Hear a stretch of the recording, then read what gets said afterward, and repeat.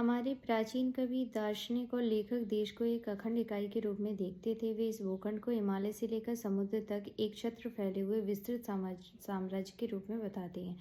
जिन राजाओं ने हिमालय से कैप कॉमरीन तक और पूर्व में ब्रह्मपुत्र घाटी से लेकर पश्चिम में सिंधु से आगे तक अधिकार क्षेत्र बढ़ाने की कोशिश की, उनकी सर्वत्र प्रशंसा की गई है।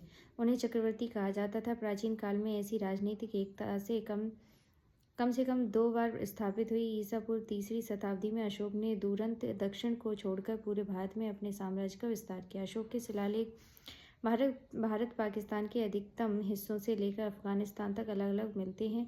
फिर 4वीं सदी में समुद्रगुप्त ने गंगा से लेकर तमिल भूमि तक की विजय यात्रा की। 7वीं शताब्दी में चालुक्य राजा पुलकेशिन ने हर्षवर्धन को हरा दिया, जो पूरे उत्तर भारत के राजा थे। कमजोर राजनीतिक एकता के बावजूद पूरे भारत का विभिन्न राजनीतिक ढांचा कमोवेश एकता के सूत्र में बंधा हुआ था।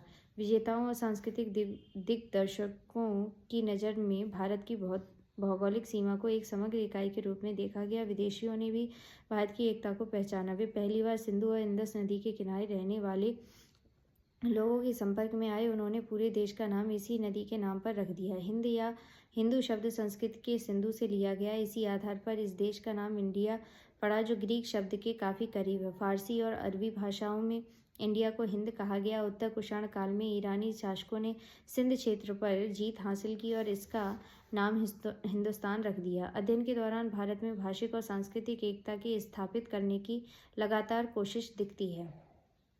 ईसा पूर्व तीसरी शताब्दी में प्राकृत भाषा ने भारत के बड़े हिस्सों में बोलचाल की भाषा का काम किया। अशोक के शिलालेख मुख्यतः ब्राह्मी लिपि में प्राकृत भाषा में लिखे गए हैं।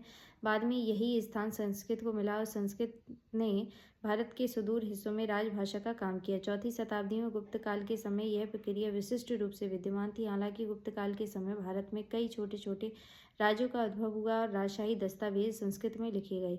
दूसरा मुख्य तथ्य यह है कि रामायण और महाभारत जैसे प्राचीन महाकाव्य तमिल की धरती पर भी उतने ही उत्साह और भक्ति से पढ़े गए जितने बनारस और तक्षशिला के विद्वानों के बीच। मूलतः संस्कृत में रचित इन महाकाव्यों के विभिन्न भाषाओं में कई संस्करण तैयार किए गए।